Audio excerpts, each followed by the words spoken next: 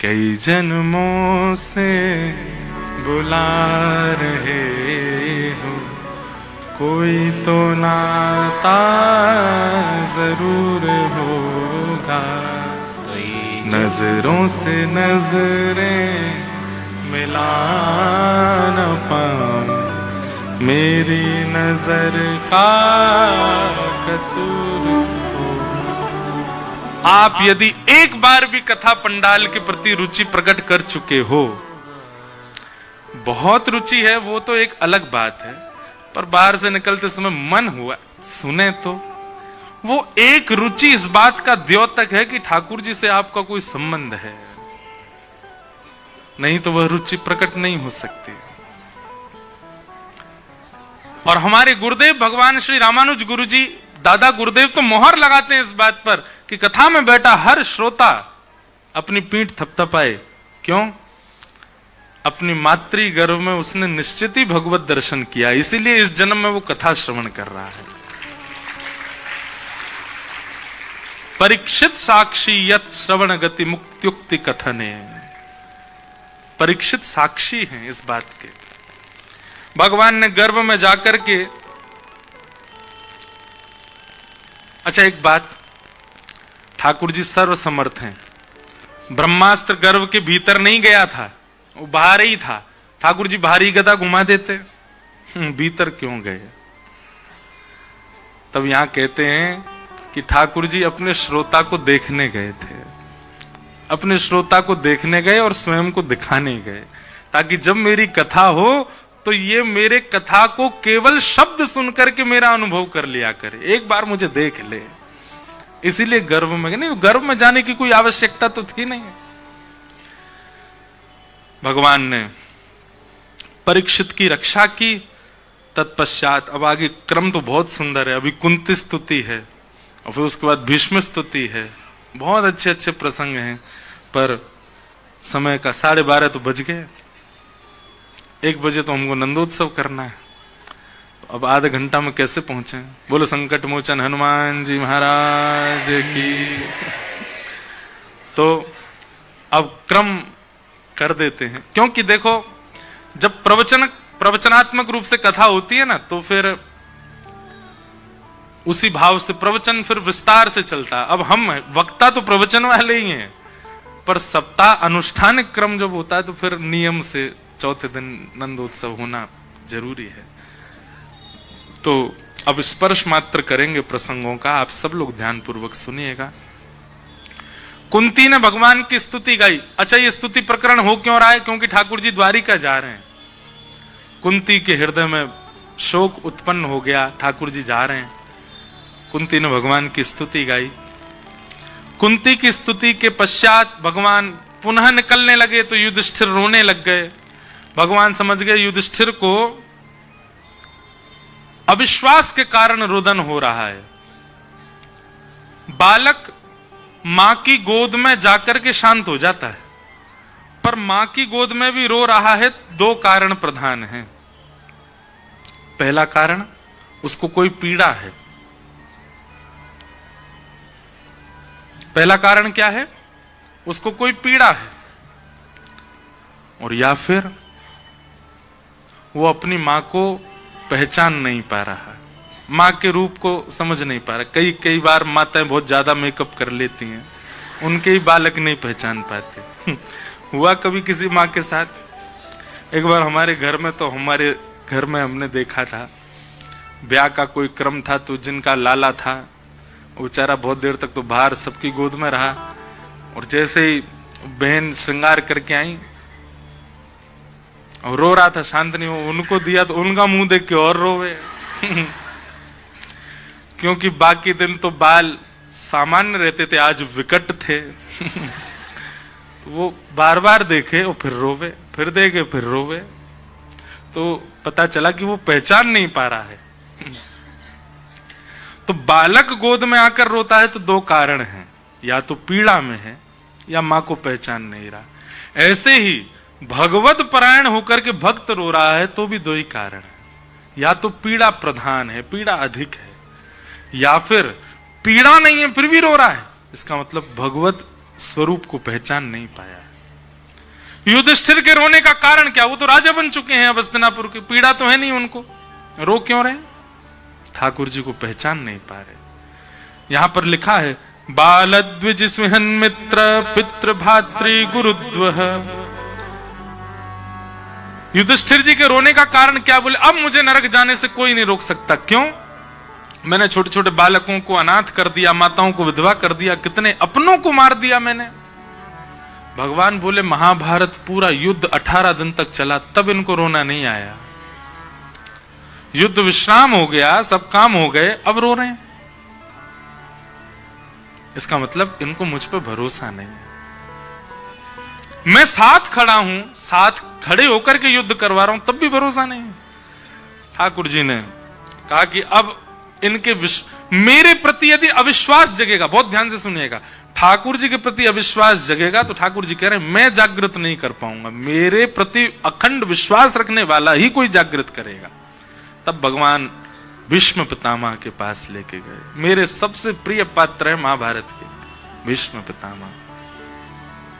इतिमत, क्योंकि गंगा के तट पर हैं, गंगा पुत्र हैं, इसलिए 2 श्लोक भीष्म पितामह के गा देते हैं। इतिमते रूप कल्पिता वितृष्णा। पूज्य भाई श्री के द्वारा ये प्रसाद में प्राप्त हुआ। इतिमते रूप कल्पिता वितृष्णा भगवत सात्वत पुंगवे विभुम्ने स्वसुखमुपगते क्वचिद् विहर्तुं प्रकृतिमुपेयुषि यथव प्रवाह त्रिभुवनकमनं तमालवर्णं रविकरगौरवराम्बरं दधाने वपुरलककुला वृताननाब्जं विजय सखे रतिरस्तु मे वद्या। एक भाव जगा। भाई श्री हर वर्ष आते हैं महाशिवरात्रि पर। आप लोगों का सौभाग्य है कि आते हैं काशी। भाई श्री तो आते हैं, यहाँ श्रोता बन के रहते हैं, पर फिर भी एक बार भाई श्री को निवेदन कीजिएगा, आप करें, मान जाएंगे। गंगा जी का तट है, गंगा पुत्र की एक बार चर्चा उनसे सुनिएगा और भीष्म स्तुति सुनिएगा विस्तार से। 3-4 दिन और कोई प्रसंग नहीं, केवल भीष्म पितामह का। हम सत्य कह रहे हैं, भीष्म पितामह का जो प्रसंग है ना, अभी अवकाश नहीं तो मैं कहूं बहुत सुंदर है। इच्छा मृत्यु का किस प्रकार प्रयोग करना चाहिए। मैं एक बात कहता हूं भीष्म पितामह की स्तुति में कि इच्छा मृत्यु का वरदान केवल भीष्म पितामह को नहीं मिला है, जन्म लेने वाले हर व्यक्ति को इच्छा मृत्यु का वरदान है, परंतु उसने कभी मृत्यु की इच्छा ही नहीं की, मृत्यु की इच्छा प्रकट ही नहीं की है। मृत्यु का नाम सुनते ही भयभीत हो जाते हैं व्यक्ति। इच्छा हो, श्री गंगा जी का तट हो, यमुना का वंशीवट हो, मेरा सांवरा निकट हो, जब प्राण तन से। ये तो निश्चित है, यहां बैठा कोई व्यक्ति अगर मुझे हाथ उठा के यूं कह दे मैं नहीं मरने वाला, कोई है यहां पे ऐसा माई का लाल जो यूं कहे मैं नहीं मरूंगा? कौन कौन मरने वाला हाथ ऊपर करो। इसमें भी डर रहे हो? सबको पता है। शमशान में जब भ्रमण करते मणिकर्णिका को देख करके यूं नहीं लगता कभी हमको भी आना है एक दिन। कल रात्रि में जो उत्सव चल रहा था उसमें बहनें जो नृत्य कर रही थी, उसमें एक बढ़िया एक पंक्ति थी, मुझे याद नहीं, कि जीते जी काशी नहीं आए तो अर्थी में तो आना पड़ेगा, है ऐसा कुछ था ना। टीवी में इन्होंने मणिकर्णिका का ही दिखा दिया व्यासपीठ भैया। तो मरना तो सबको है, क्यों ना आप पहले से ही निश्चित कर लो, अपने मन में ही रखो, किसी को बताना नहीं। बता दो ठाकुर जी। लोग बाग लिख के जाते हैं, अपने बच्चों को बता के जाते हैं मेरी मृत्यु हो तो ऐसा करना है, ऐसा करना है। वो एक व्यवहारी बात है। आप स्वयं के लिए बस अपने आप से बता के जाओ, किसी को नहीं। जब मृत्यु काल समीप आए तो ऐसा मौसम हो, ऐसी वायु बहे, मेरे हृदय में अत्यंत शांति हो, मैं नाम जप में बैठा हूं, सर्व कार्यों से निवृत्त हो चुका हूं, भगवान नाम उच्चारण मेरे मुख से चल रहा हो, इस प्रकार की भावना रखो। या फिर आपकी ब्रज के प्रति बड़ी आस्था तो वृंदावन में हो, यमुना जी का तट हो, वृंदावन की परिक्रमा लगा ली हो, राधा वल्लभ राधा रमण श्री बांके बिहारी लाल जी के मधुर दर्शन कर लिए हो, युगल सरकार की कोई कथा किसी वक्ता से सुन करके और नित्य लीला का दर्शन में यमुना तट पर बैठ करके करूं, और तभी दिखे सघन कुंज है यमुना जी के उस पार, और उस सघन कुंज में अष्ट सखियां प्रकट हो गई हैं, हाथ में चवण डोरा रही हैं। तभी मधुर एक आसन प्रकट हुआ, और उस मधुर आसन पर प्रिया लाल प्रिया प्रियतम दोनों विराजमान हैं, एक दूसरे के गले में गलवैया दिए दोनों मधुर विराज रहे हैं। उनके इस मधुर दर्शन को करते करते करते करते उन्हीं को हृदय में ध्यान करते मेरे प्राण चले जाए। राधिका किशोरी संग रमण तुम्हारा, मुझको दिखा दो कभी ऐसा नजारा, फिर चाहे मैं मर जाऊं, फिर चाहे मैं मर जाऊं, बसा कर नैनन में, बिठा कर नैनन में। मृत्यु तो आनी है सबकी, मृत्यु तो निश्चित है। अपने जीवन की हर घड़ी को हमने पहले से सोच रखा है। 26 जनवरी को क्या करूंगा, 15 अगस्त को क्या करूंगा, अपने जन्मदिन पर कहां जाऊंगा, बच्चों को हॉलीडे पर कहां लेके जाना है, बेटी का ब्याह कैसे वर के साथ करना है, वर का पुत्र का ब्याह कैसी कन्या से करना है, घर कैसा बनाना, सब सोच रखा है। रोज 2 मिनट यह भी विचार किया करो, हे नाथ भूल मत जाना, मुझे नहीं पता कि कब आएगा वो समय, पर जब भी आए तब ऐसा आए जैसा मैं विचार करूं। भीष्म पितामह का यह भाव पुष्ट करता है कि आप विचार कीजिए, और ठाकुर जी वैसी ही योजना से मृत्यु देंगे। अपने जीवन का पूरा भजन कहां लेके जाओगे आप? किसके लिए कर रहे हो भजन, किसके लिए कर रहे हो नाम जप? ठाकुर जी अब मिल पाए, बहुत सौभाग्य की बात हमारी। पर ठाकुर जी से यह भी कह देना, ठाकुर जी अगर आप नहीं भी मिलने का मन बना रहे हो तो कम से कम मृत्यु तो हमारी इच्छा की दे देना, हमको ऐसी देना। भीष्म पितामह से सीखा। बाणों की सैया पर लेटे हैं, मृत्यु देवी आगे हाथ जोड़ करके खड़ी है, और भीष्म पितामह स्तुति गा रहे हैं। ठाकुर जी से बोले खड़े रहो जब तक मैं आपको देख नहीं लूं। ठाकुर जी का मुख मुरझा गया, जन कब तक देखता रहेगा, इसको तो इच्छा मृत्यु है, जब तक चाहे नहीं मरेगा ही नहीं। सदैव देवो भगवान प्रतीक्षताम, भीष्म पितामह कह रहे हैं प्रतीक्षा कीजिए, जब तक मेरे नैन भर ना जाए, मेरा मन भर ना जाए, तब तक मैं आपको देखता ही रहूंगा। अच्छा, भगवान का स्वरूप ऐसा है कि कभी मन भर ही नहीं सकता, कभी नहीं भर सकता। जैसे संसार का सौंदर्य का एक स्थिति होती है, एक लिमिटेशन होती है, लेकिन ठाकुर जी अनलिमिटेड है। अगर वो सामने आ गए तो आपका मन भरेगा ही नहीं उनको देखने से। भीष्म पितामह बोले जब तक मेरा मन ना भर जाए खड़े रहो। ठाकुर जी बोले मन तो भरेगा नहीं, अब खड़े रहो। तो ठाकुर जी का मुख थोड़ा मुरझा गया। तो भीष्म पितामह अगली बात में क्या कहते हैं, ये मुरझाया हुआ चेहरा नहीं चाहिए आपका, प्रसन्न हासारुण लो चलो लसत, प्रसन्न हो जाइए, आपके दोनों गाल गुलाब जामुन जैसे दिखने चाहिए मुझको, ये चमक यहां प्रकट होनी चाहिए, ऐसे रूप को देखूंगा तब प्राण त्यागूंगा। भीष्म पितामह ने अपने वश कर लिए ठाकुर जी, और खूब रज रज के ठाकुर जी की स्तुति गाई। और जब पूर्ण रूपेण, अब मेरा मन तो बहुत होता है मैं गा दूं थोड़ी, ललित गति विलास वल्गुहास प्रणय निरीक्षण कल्पितो रुमान कृतमनुकृतवत्य उन्मदान्धा प्रगति मगन किलयस्य गोपवध्वा। भीष्म पितामह कह रहे हैं, नाथ मैंने आपके इतने दर्शन किए, किसी ने नहीं किए होंगे। भगवान बोले कैसे?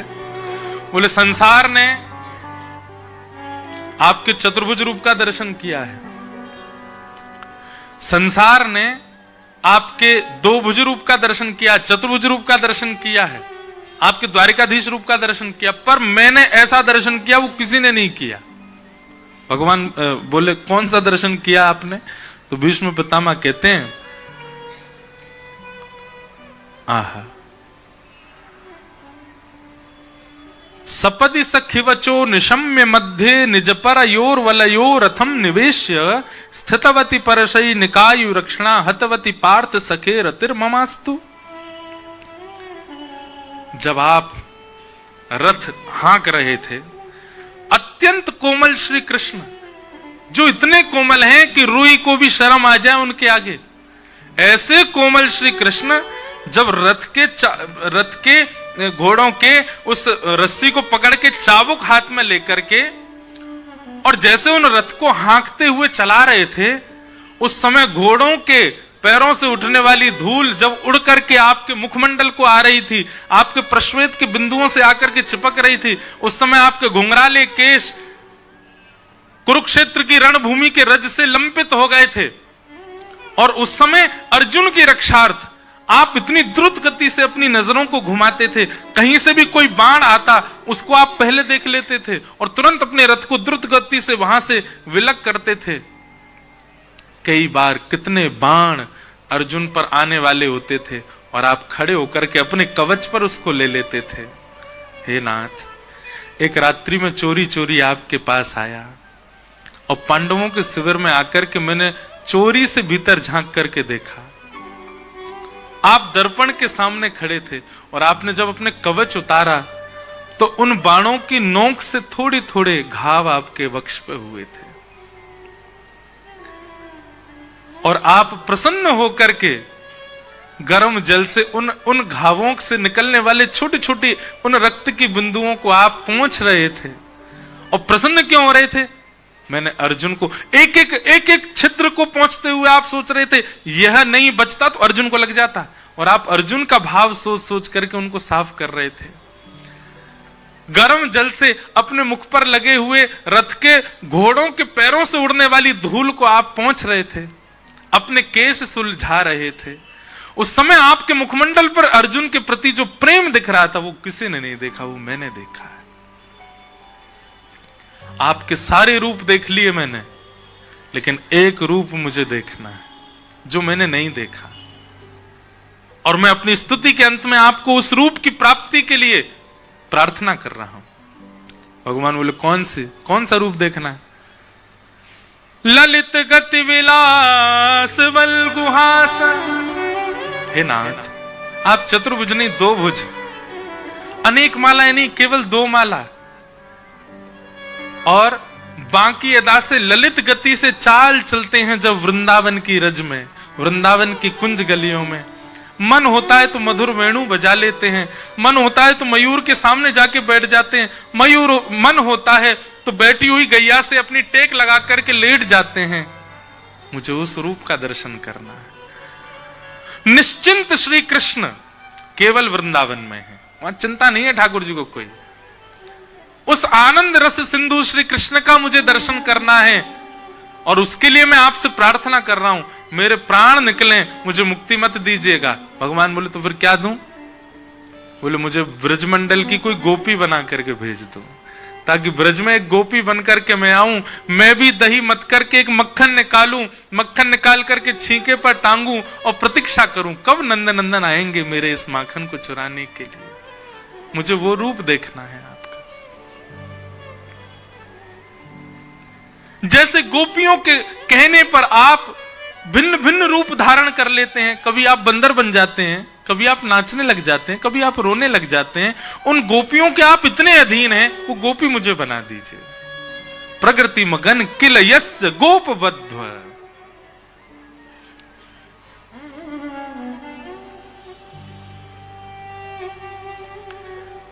भीष्म पितामह की इस बात को सुनकर के ठाकुर जी प्रसन्न हो गए और पितामह भीष्म को भगवत धाम की प्राप्ति हुई। भक्त वत्सल भगवान की।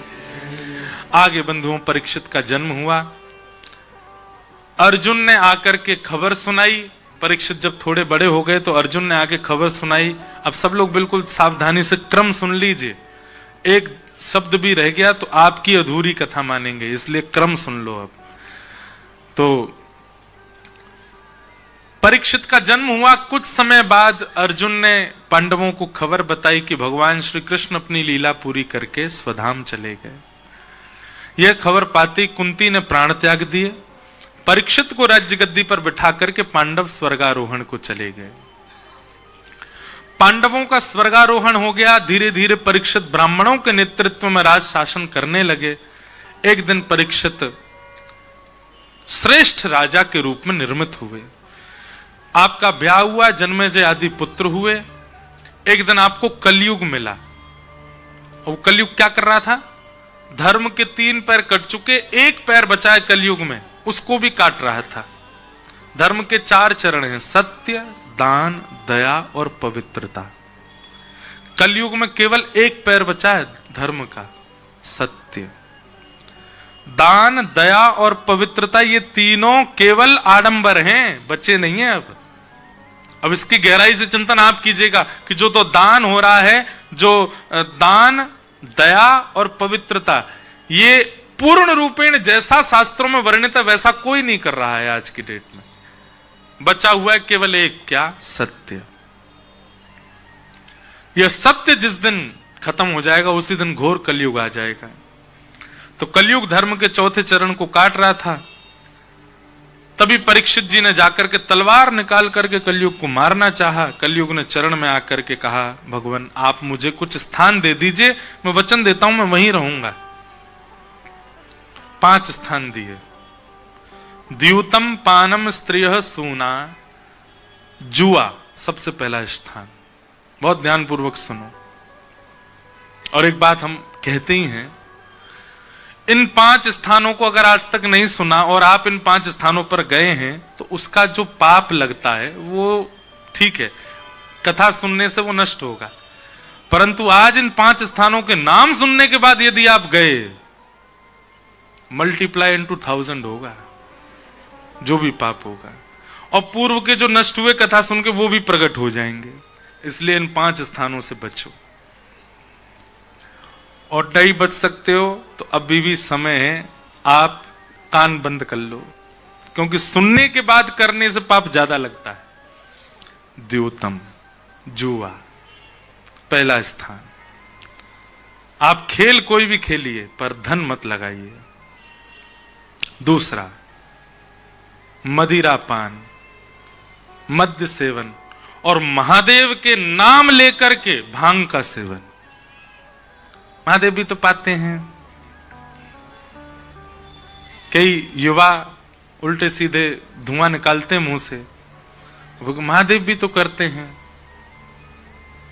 महादेव कह रहे हैं कंठ में विष भी रखा है, वो भी कर, ये भी किया है मैंने। 12 महीना गंगा रहती है सिर पर, ये भी कर। शमशान में ही सोते हैं, जाओ एक रात रह के दिखा दो। अपने मतलब की बात पर महादेव करते हैं तो हम क्यों नहीं करें? महादेव का प्रसाद है, ये तो बूटी है, महादेव की बूटी। महादेव किसी दिन मिल गए, त्रिशूल लेके भागेंगे पीछे। महादेव भगवान के नाम पर ये सब मत किया करो। द्यूतम पहला स्थान, पानम दूसरा स्थान। मद्य सेवन, और वह हर स्थिति जिससे आपका माइंड अनकॉन्शियस होता है, नशीले पदार्थ नहीं लेने, उसमें कलयुग का निवास। द्यूतम, पानम। और तीसरा, पर स्त्री पर पुरुष संग, विवाह के उपरांत किसी के प्रति भी को भाव नहीं, उसमें कलयुग का निवास है। और चौथा स्थान, हिंसा में रुचि, लड़ाई झगड़ा मार काट, बेवजह कलेश। पता चल गया कि ये काम गड़बड़ किया है किसी ने, अब आप उसको आपको पता है कि ये काम बता करके ठीक करवाया जा सकता, पर आप लड़के ही ठीक करवा रहे हो। ये एक प्रकार से कलयुग का स्वरूप है। वैष्णव का स्वभाव है वो विवाद से बचता है, ज्यादा विवाद में नहीं पड़ता। उसको लगता है कि ये समझा करके हो सकता है तो समझा देगा। जब स्थिति समझाने से भी नहीं सुधर रही तब क्रोध का समय होना चाहिए। पहले ही क्रोध कर दोगे तो उसमें कलयुग का निवास। तो द्यूतम पानम स्त्री सूना, 4 स्थान दिए। कलयुग ने कहा मेरा परिवार थोड़ा सा बड़ा, 1 स्थान और दीजिए। तो पुनश्च याचमानाय जात रूप मदात प्रभु, 5वां स्थान उसको दिया। बिना मेहनत के कमाया गया धन, अनीति से कमाया गया धन। इन 5 जगहों से केवल बच जाइए आप, और इन 5 से संबंध रखने वाले जो भी स्थान है उनसे बच जाइए बस। बापू एक बात कहते हैं कथा में, सत्संग ना बने चलेगा पर कुसंग मत करो। कथा ना सुन पाओ चलेगा, पर पता है कि ये कुसंग है वो मत करो।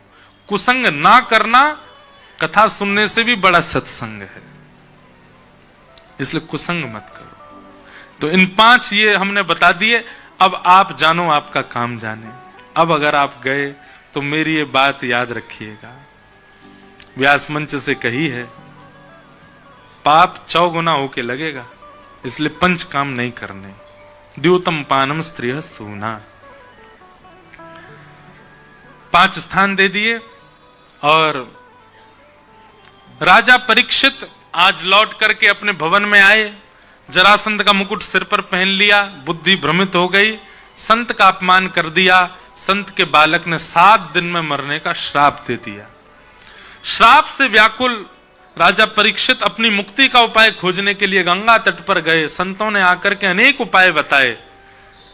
तत्र भवद भगवान व्यास पुत्रो, तभी वहां व्यास पुत्र श्री सुखदेव जी का आगमन हुआ। और सुखदेव जी ने आकर के कहा, राजन तुम मुक्ति की कामना कर रहे हो, बहुत ध्यान से सुनिएगा सब लोग, मुक्ति की कामना कर रहे हो, वो भी 7 दिन में।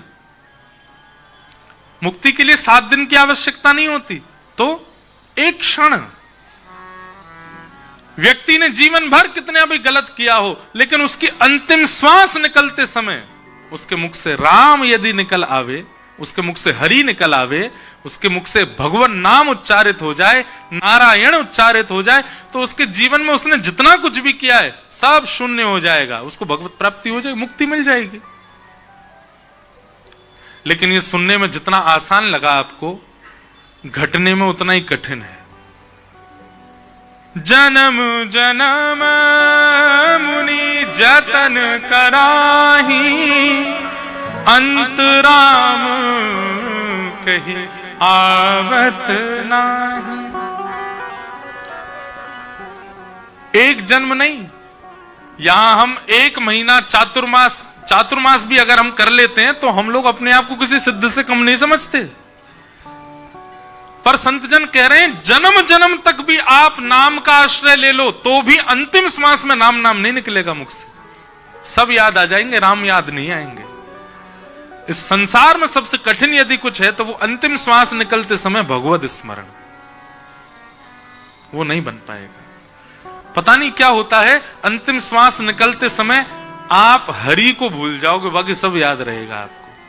आपके बच्चे कितने हैं, नाती कितने हैं, संती कितने हैं, पोते कितने हैं, बैंक में अकाउंट नंबर भी याद होगा आपको, बैंक में कितना रखा है ये भी पता होगा, तिजोरी में कौन सी कितने तोले की चेन कहां पड़ी है ये भी याद होगा आपको, सब याद आ जाएगा।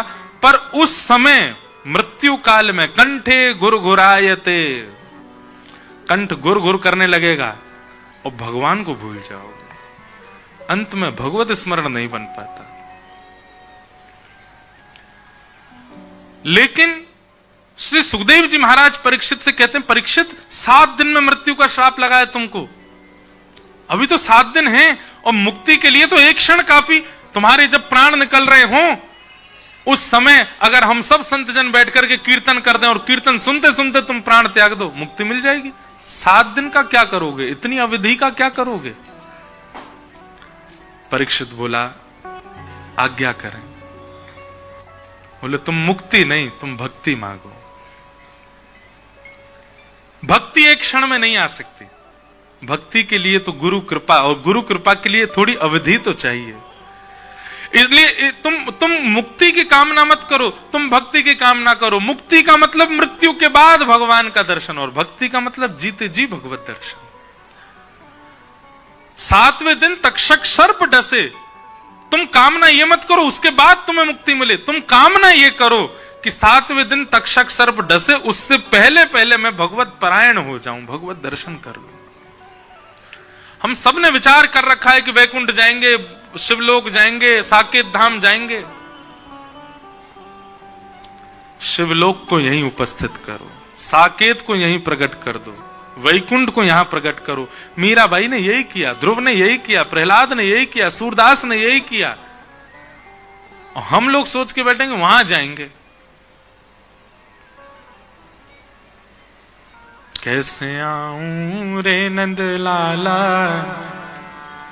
तेरी गोकुल नगरी, बड़ी दूर नगरी। बहुत दूर है ठाकुर जी। अगर मृत्यु के बाद मुक्ति का मन बना के बैठे हो तो आप बहुत बड़े घाटे में जी रहे हो। ऐसी भक्ति करो, वो दूरी पार करना हमारे लिए असंभव है, ठाकुर जी के लिए नहीं। भक्ति ऐसी करो ठाकुर जी आ जाएं। दिन को आऊं तो लाला, रात को आऊं तो कान्हा, डर मोहे लागे। रात को आऊं तो कान्हा, डर मोहे लागे। मीराबाई गा रही है। दिन को आऊं तो देखे सारी नगरी, बड़ी दूर नगरी। दिन को आऊं तो देखे सारी नगरी, बड़ी दूर नगरी। मीरा के प्रभु गिरधर नागर, मीरा के प्रभु गिरधर नागर। तुमरे दरस बिन मैं तो हो गई बावरी, बड़ी दूर नगरी। तुमरे दर्श बिन में तो हो गई बावरी, बड़ी दूर नगरी। दूर नगरी, बड़ी दूर नगरी। दूर नगरी, बड़ी दूर नगरी। मैं हरि प्राप्त करूं, ये कॉन्सेप्ट गलत है। निर्माण स्वयं का ऐसा करो कि हरि तुम्हें प्राप्त करे, हरि तुम्हारे पास है। और ये भागवत का कॉन्सेप्ट है, मुक्ति नहीं भक्ति। परीक्षित 7 दिन बचे हैं, जीते जी भगवत दर्शन हो, ऐसा प्रश्न करो। तब परीक्षित ने कहा अब मुझे मुक्ति की चिंता नहीं, अब तो जितने दिन मेरे जीवित बचे हैं उसमें मुझे भगवत दर्शन कराओ। तब शुकाचार्य जी कहते हैं वो तो एक ही उपाय से होगा, भागवत की कथा सुनो। और तब परीक्षित जी को भागवत की कथा श्री शुकाचार्य जी श्रवण कराते हैं। कथा में आगे बंधुओं सृष्टि प्रसंग सुनाया गया। सृष्टि प्रसंग के बाद एक अति अद्भुत प्रसंग है कपिल देवभूति संवाद, जहां पर देवभूति माता को भगवान कपिल ज्ञानोपदेश करते हैं। कपिलोपाख्यान सुनाया गया, कपिलोपाख्यान को प्रणाम करते हैं। तत्पश्चात सती चरित्र आया। सती चरित्र के बाद भगवान के परम वैष्णव भक्त श्री ध्रुव जी का प्रसंग सुनाया गया। ध्रुव जी ने किस प्रकार एक बाल अवस्था में भगवत प्राप्ति। अब देखो थोड़ा सा समझो, ध्रुव जी बालक हैं इसलिए भगवान मिल गए? नहीं। भक्ति में क्या ऐसी प्रधानता होती है जिससे ठाकुर जी मिलते हैं? बहुत ध्यान से सुनो। आप नाम जप कितना करते हैं ये जरूरी नहीं, आप तप कितना करते हैं ये जरूरी नहीं, आप आहुति यज्ञ में कितनी डालते हैं ये आवश्यक नहीं, आप मौन कितना रहते हैं ये आवश्यक नहीं, आप अनुष्ठान कितने करते हैं ये आवश्यक नहीं, आप कथा कितनी सुनते हैं ये आवश्यक नहीं, पर आप जो कुछ भी करते हैं उसमें उत्सुकता कितनी रहती है ये आवश्यक है। आप उत्सुक हो कि नहीं? आप उत्साहित हो के नहीं, ठाकुर जी से मिलने के लिए व्याकुल हो के नहीं। आपकी व्याकुलता भगवत प्राप्ति कराती है, नियम से ठाकुर जी नहीं मिलते। कई लोग, क्षमा कीजिएगा, वो नियम के प्रति इतने सजग रहते हैं कि वो नियम को करने में कभी कभी उनमें अभिमान दिखने लग जाता है। नियम प्रधान नहीं होना चाहिए, नियम के प्रति आपकी उत्सुकता प्रधान होनी चाहिए, आपकी व्याकुलता। उद्देश्य क्या है नियम का? कई बार नियम करते करते हमारे नियम का उद्देश्य पता क्या बन जाता? दिखावा, इसको पता चले मेरा ये नियम है। नहीं, नियम का उद्देश्य तो हरि ही रहने चाहिए।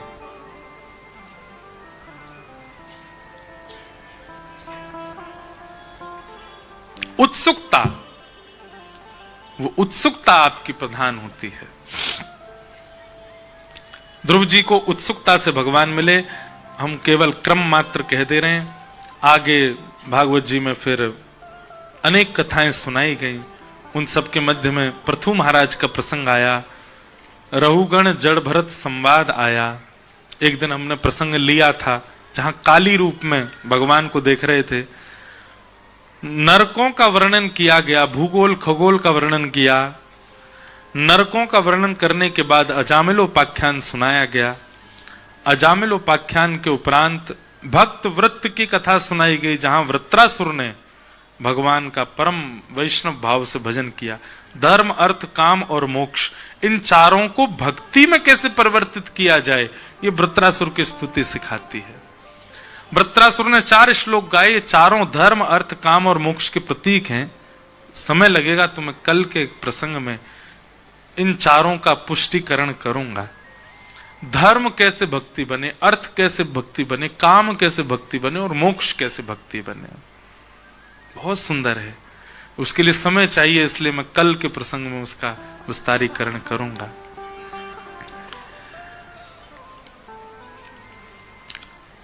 वृत्रासुर का प्रसंग सुनाया गया।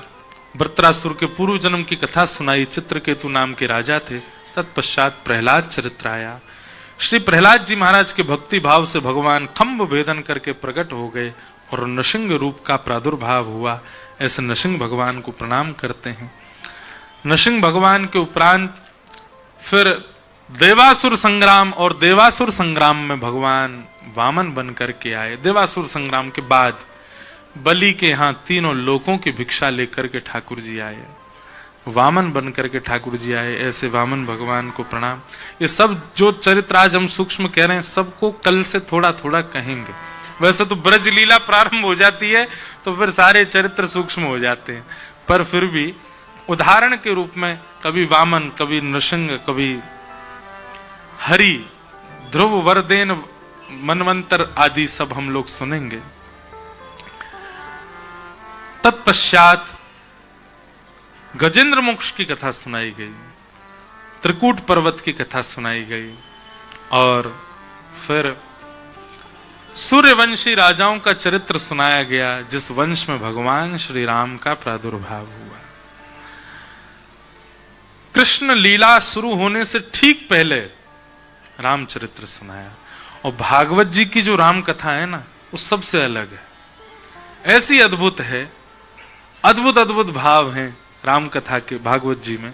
इस बार हमारे घर पर हर साल कथा होती है, इस बार पूज्य मलुक पीठ वाले महाराज जी ने सुख रामायण ही सुनाई। भागवत में जो राम कथा है केवल 2 अध्याय में, सबसे छोटी राम कथा है, और उस 2 अध्याय से पहले भी 1 श्लोक की राम कथा भी है। सब लोग हाथ जोड़ के राम जी को प्रणाम करो। गुरुवर थे त्यक्त राज्यो व्यचरत अनुवनम, पद्म पद्भ्याम प्रियाया, पाणिस्पर्शाक्षमाभ्याम ब्रजद पथरुजो, यो हरेन्द्रानुजाभ्याम, वैरूप्या शूर्पणख्या, प्रिय विरहरुषारोपित ब्रूविजम्भ, तस्ताभे बद्ध सेतु, खलदवदहन कौशलेन्द्रोवतान्, राजा रामचंद्र भगवान की। प्रभु श्री राम को वंदन किया गया। बहुत सुंदर राम कथा भागवत जी के। विश्वामित्र जी जब राम जी को ले जाने के लिए आए तो दशरथ जी ने तो स्पष्ट मना किया, बोले आप चाहे कुछ भी मांग लीजिए पर मैं राम जी को नहीं दूंगा। राघव को मैं न दूंगा, राघव को मैं न दूंगा। ओ मुनिनाथ चलते चलते, मुनिनाथ चलते। एक प्रसंग के माध्यम से राम जी को प्रणाम कर रहे हैं।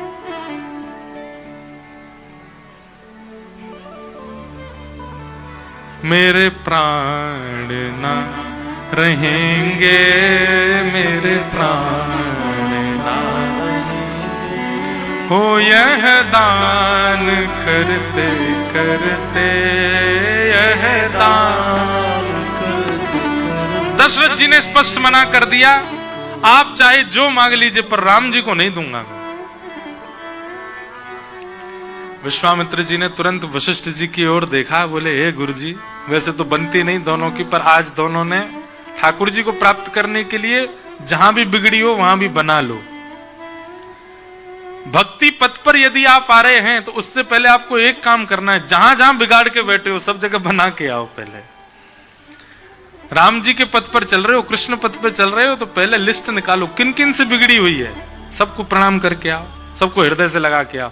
जब सबसे बन जाएगी तो आधा रास्ता तो वहीं पार हो जाएगा आपका। विश्वामित्र जी ने तुरंत वशिष्ठ जी को देखा, देख करके बोले गुरुजी आप ही कृपा करो।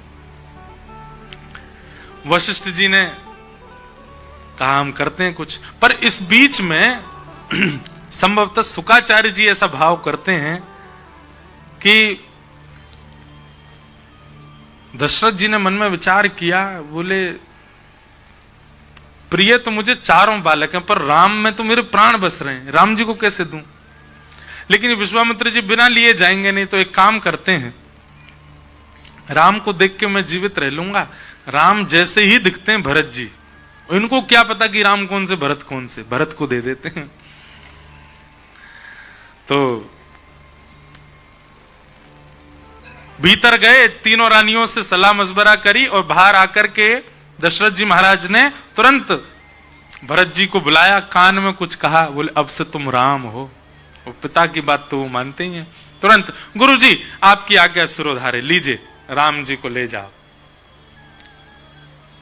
विश्वामित्र जी को लगा, बोले कहां राम को लेने में आया तो ये विचलित हो गए, ये सिंहासन से गिर गिर जा रहे थे। और 2 मिनट की क्या चर्चा मीटिंग भीतर हुई कि अब बड़े प्रेम से दे रहे हैं मुझको।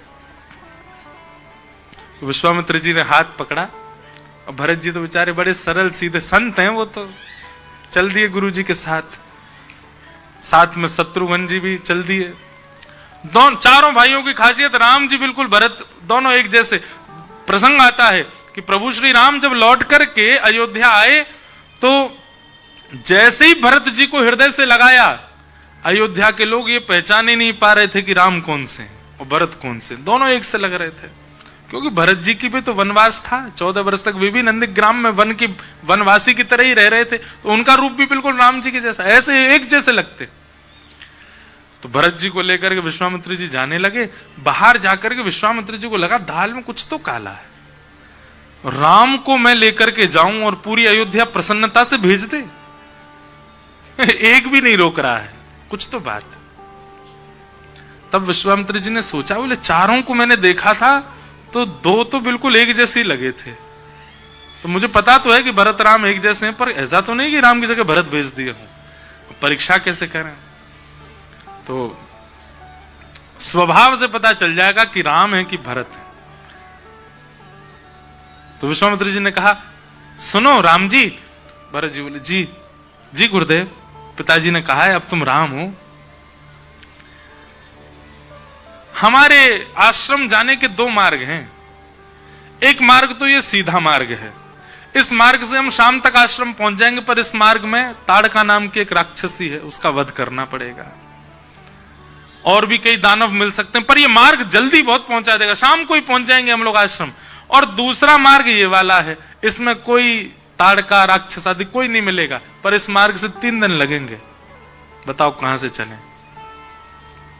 भरत जी हाथ जोड़ो, गुरु जी ताड़का को मार के क्या करना हमको? बेचारी वो भी एक जीव है, अपना भरण पोषण कर रही है। अरे कभी राम जी की कृपा होगी सुधर जाएगी, संत जनों की कृपा होगी सुधर जाएगी। ये लंबा वाला मार्ग ही अपना लो।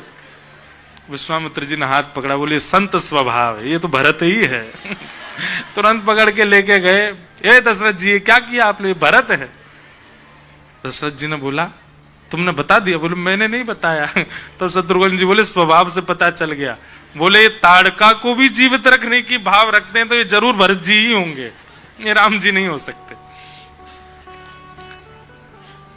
राम जी को जब लेकर के गए तो फिर पूछा, बताओ ये सीधा रास्ता है, यहां से शाम को पहुंच जाएंगे और यहां से 3 दिन लगेंगे, बताओ कहां से जाएं? राम जी बोले गुरुदेव ताड़का क्या कोई भी आ जाए, हमारे गुरुदेव को बालमाका नहीं होने देंगे। हम दोनों यदुकुल रघुकुल कमल दिवाकर बाण धनुष लेकर के चल रहे हैं, आप बिल्कुल निष्फिक्र होकर के चलिए और हम उद्धार करेंगे उसका। तो डरने को बोले ये राम जी हैं। ये राम जी हैं कि एक बार किसी दुराग्रही को देख करके उस पर कल्याण करने का मन। भरत जी तो कहते रहे नहीं तो क्या करना उसको, वो भी जीवित रहे बेचारी। ऐसे भाव हमारे शुकाचार्य जी ने भागवत में वर्णन किए हैं राम जी के, उनको हम प्रणाम करते हैं। प्रभु श्री राम को श्री शुकाचार्य जी की वाणी में प्रणाम करते हैं। आगे बंधुओं फिर चंद्रवंश सुनाया और इसी चंद्रवंश में भगवान श्री कृष्ण का प्रादुर्भाव हुआ। चंद्रवंश की कथा सुना करके जैसे ही भगवान श्री कृष्ण के प्रादुर्भाव की कथा आई,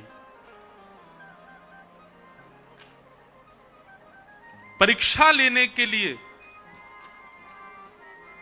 श्री सुखदेव जी महाराज ने 2 श्लोकों में संपूर्ण कृष्ण चरित्र सुना दिया। और कृष्ण चरित्र सुना करके आज 4 दिन बाद श्री शुकाचार्य जी मौन हो गए, कथा को विश्राम कर दिया। जय जयकार करा करके बोले बस यही है कृष्ण कथा, परीक्षित यही कथा है, बस हो गया उद्धार। परीक्षित जी ने चरणों में प्रणाम करके कहा भगवान आपने इतने राजाओं की कथा विस्तार से सुनाई, मैंने सबको सुना, पर जिनकी कथा सुनने के लिए मैं यहाँ 4 दिन से बैठा हूं, आप उनकी कथा मुझे इतने सूक्ष्म में 2 श्लोकों में पूरी सुना दी। मथुरा में जन्म लिया, गोकुल में ये लीला की, वृंदावन जाके कालियाना का वध किया, रास विहार किया, मथुरा जाके कंस को मार दिया, द्वारिका की स्थापना की, रुक्मणी के साथ विवाह किया, महाभारत युद्ध करा करके भगवान अपने धाम को चले गए। ऐसे सुना दी पूरी कथा। चरणों में प्रणाम करके कहा कथितो वंश विस्तारो भवता सोम सूर्ययो राज्ञाम चो भय वंशानाम चरितम परमाद्भुतम। हे भगवान आपसे प्रार्थना है, कम से कम ठाकुर जी का चरित्र मुझे विस्तार से सुना। तो परीक्षित सुखदेव जी ने फिर परीक्षा ली, कुछ खा लो, कुछ पी लो, थोड़ा लेट लो, 4 दिन से तुम एक ही आसन पर बैठे हो। परीक्षित जी ने उत्तर दिया कि नैषाति दुस्सहा छुन्मां तत्योदमपि बाधते पिबन्तं त्वन्मुखाम्भोजं च्युतं हरिकथामृतम्। भगवान अब मुझे भूख नहीं लगती, मुझे प्यास नहीं लगती, मुझे निद्रा नहीं है, आप जो कथा सुना रहे इसी से ही मेरा पेट भर रहा है, इसी से मेरी प्यास बुझ रही है। और क्षमा करें, शरीर को जो आराम चाहिए होता है वह भी अब मुझे कथा से ही मिल रहा है। यद्यपि आप कथा नहीं सुनाएंगे तो एक भूखे व्यक्ति की जो स्थिति हो जाती है वो मेरी हो जाएगी, एक प्यासे की जो व्याकुलता हो जाती है जल के बिना वो मेरी हो जाएगी। इसलिए कृपा करके अब जल, अन्न और शयन तीनों के स्थान पर अब कथा आ चुकी है, कृपा करके आप केवल कथा सुनो।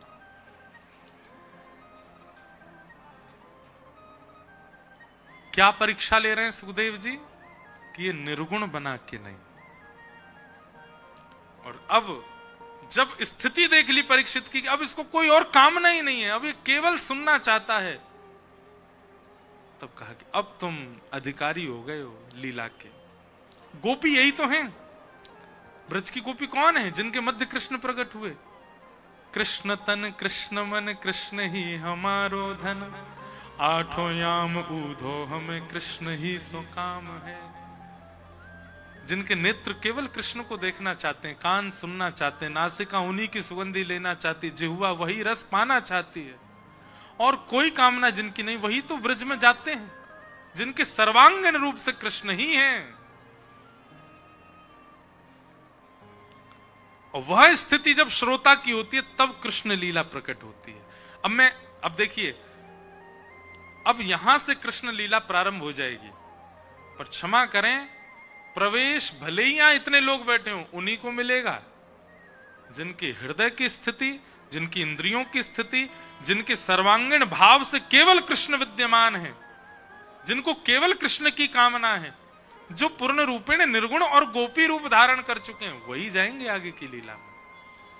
नहीं तो यहां केवल वक्तव्य आप सुनेंगे, उस लीला का अनुभव नहीं कर पाएंगे।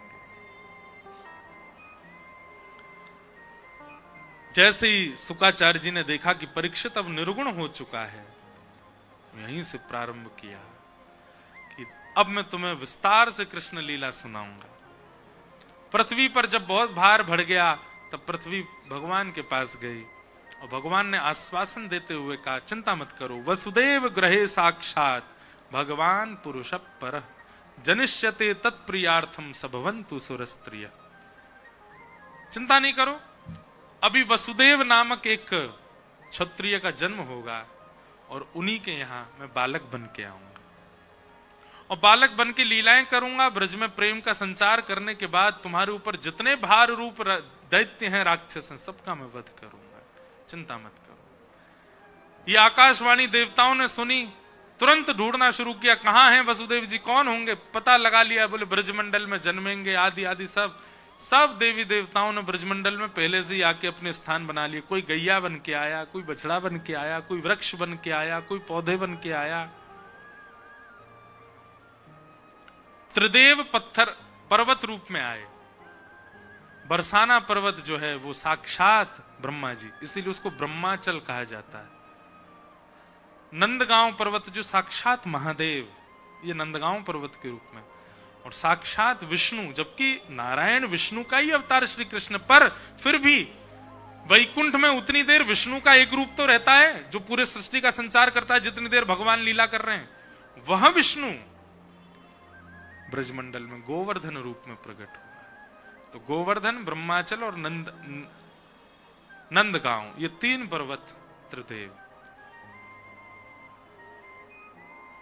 कंस ने अपनी चचेरी बहन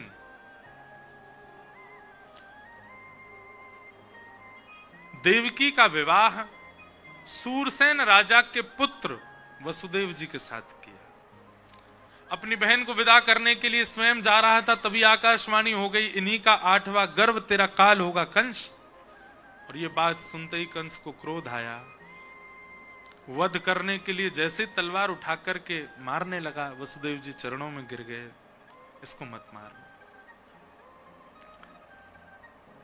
हम वचन देते हैं जितने बालक होंगे हम सब आपको दे देंगे, बालकों से आपको पीड़ा है, इसको मत मारो। कारागृह में डाल दिया अपनी बहन को और दामाद को। 6 बालकों को कंस ने मार दिया। 7वें बालक के रूप में स्वयं शेषनाग ही बलराम जी के रूप में आए।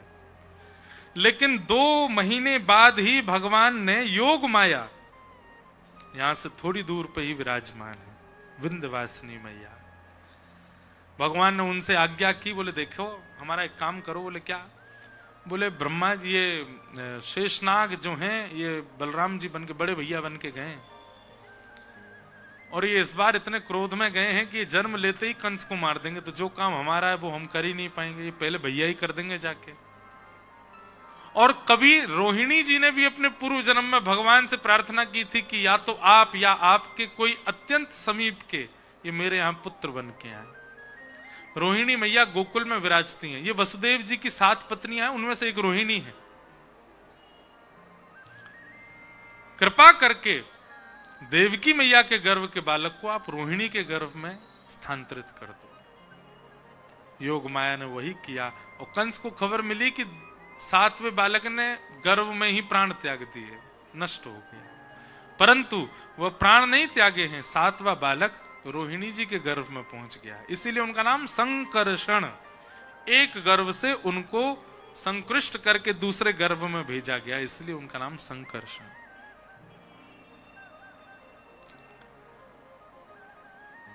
अब आ रहे हैं 8वें बालक।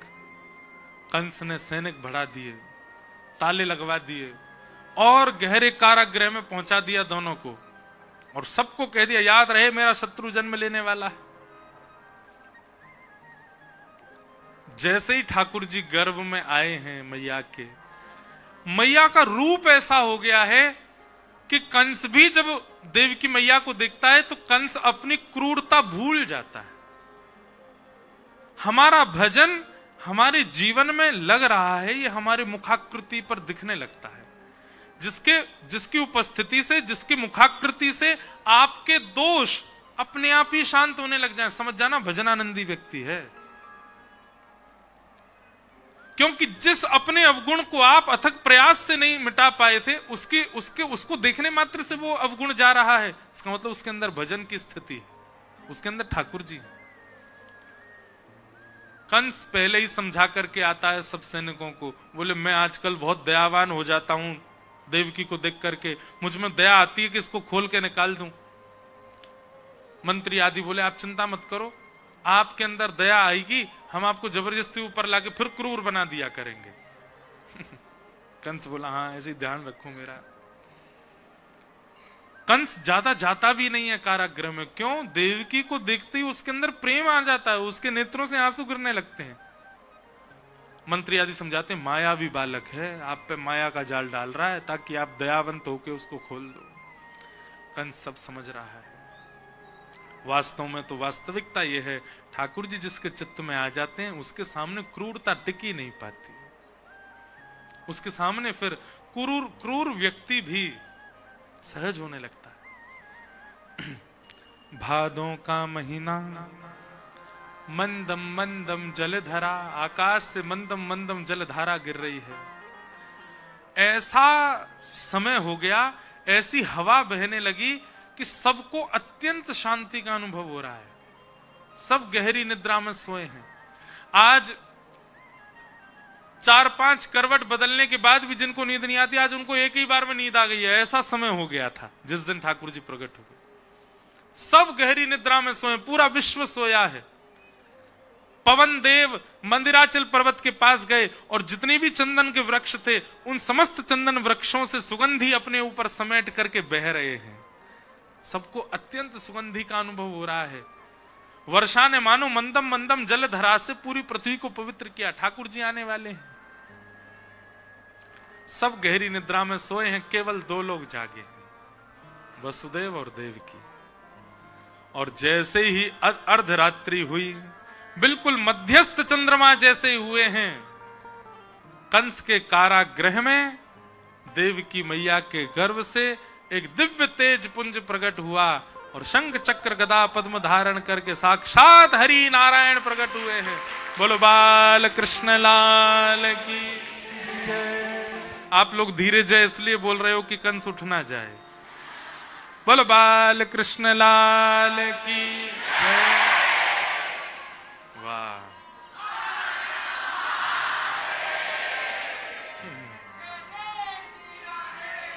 आज महादेव आए होंगे कथा में, हमको पता नहीं चल रहा होगा, पर रूप बदल करके निश्चित बैठे होंगे।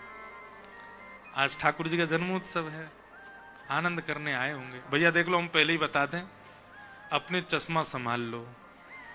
जो भी महंगे आभूषण पहन करके माताएं बहनें आई हैं, क्योंकि चौराग्रगण्य की कथा है ना, तो कई बार वो लोग भी आ जाते हैं कथा में, तो अपने आभूषण बचा लो। छोटे छोटे बालक अगर कहीं डोल रहे हों, उनको गोद में लेके बैठ जाना। आप लोगों की संख्या बहुत ज्यादा है, इसलिए बहुत सावधानी से आप लोग कोई भी ठाकुर जी के उत्सव में, वैसे तो विघ्न कभी आता नहीं, पर ध्यान हमको रखना चाहिए, इसलिए बहुत सावधानी से रहिएगा।